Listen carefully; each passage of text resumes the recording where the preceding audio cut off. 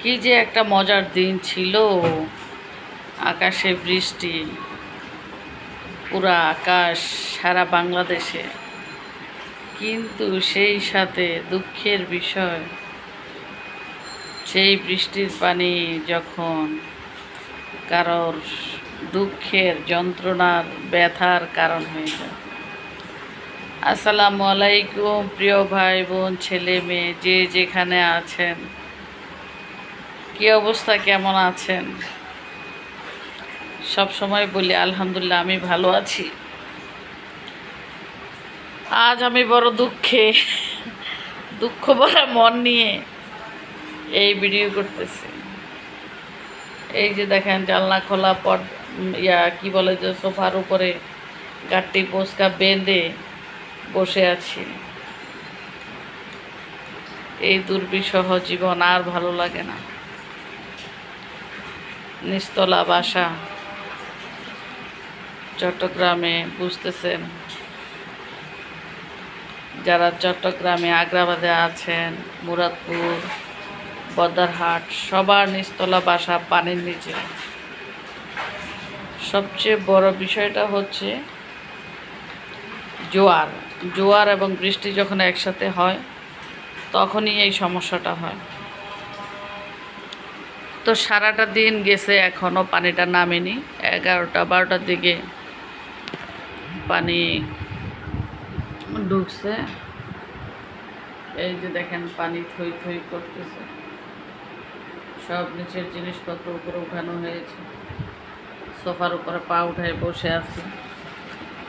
আর আপনাদের কাছে জানতে চাচ্ছি, আপনাদের কি অবস্থা বলেন।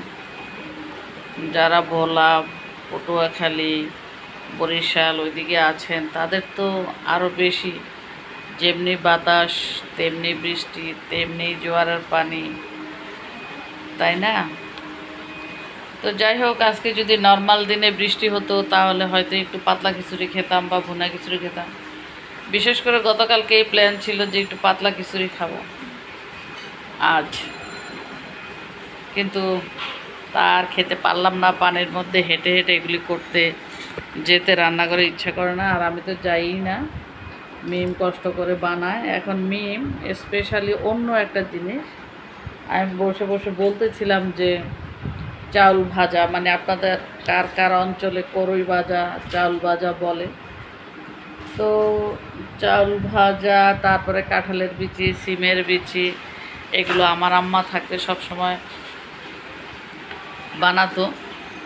এই দেশীয় খাবারগুলি আমি তেমন একটা বানাতে পারি না, আবার মিম কিছুটা পারে। তো মিম মনে হয় রান্নাঘরে বলার পরে গেছে, ও এই পানি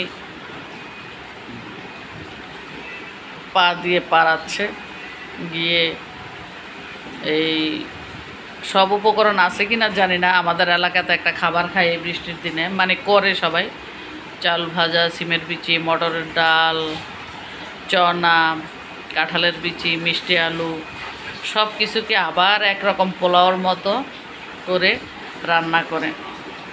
ওটা আমাদের এলাকার মানুষ খায়, আমি মাঝে মাঝে খাই বৃষ্টির দিনে। তো মিমকে বলছি, মিম নাকি রান্নাঘরে করতেছে, সেটা ভিডিওতে আমি দেখাতে পারতেছি না, যেহেতু ঘরে পানি, আমি যাচ্ছি না রান্নাঘরে।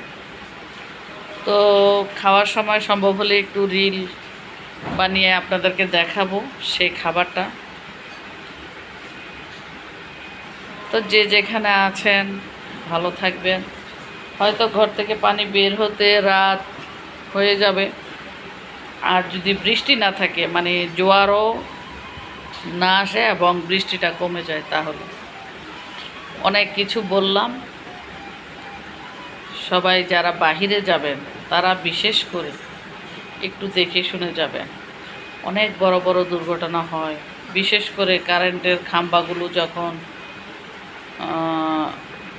পানিতে ভিজে, অনেক বাতাসে তার ছিঁড়ে যায়, বিভিন্ন রকম দুর্ঘটনা বিভিন্ন দোকানপাটে হয়। যাদের নিচের দোকানগুলোতে পানি ঢুকে, তাদের সবার জন্য অনেক অনেক দোয়া, ভালোবাসা রইল। আপনারা একটু সেফলি কাজ করবেন।